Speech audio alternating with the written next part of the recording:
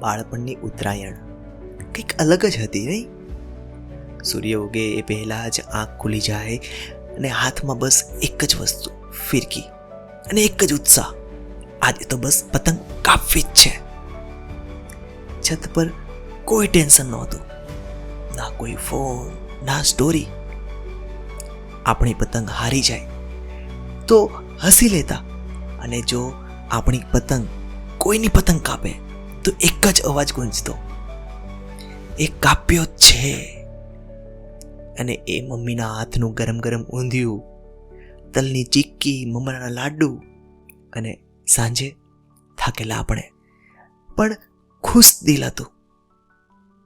પણ આજે આપણે મોટા થઈ ગયા. ઉત્તરાયણ તો આવે જ છે, પણ સમય નથી આવતો. હવે પતંગથી વધુ જવાબદારીઓ ઉડે છે. છત પર તો ઊભા છીએ, પણ મન ક્યાંક દૂર અટવાયેલું છે. હવે કાપ્યો બોલીએ તો અવાજ નથી નીકળતો. ફોનમાં ફોટા તો ઘણા બધા છે, પણ એ નિર્દોષ હાસ્ય આજે નથી. ઉત્તરાયણ આજે પણ એ જ છે, ફક્ત આપણે બદલાઈ ગયા છીએ. ચાલો ફરી એક પતંગ ઉડાવીએ, ફક્ત જીતવા માટે નહીં, બાળપણને યાદ કરવા માટે.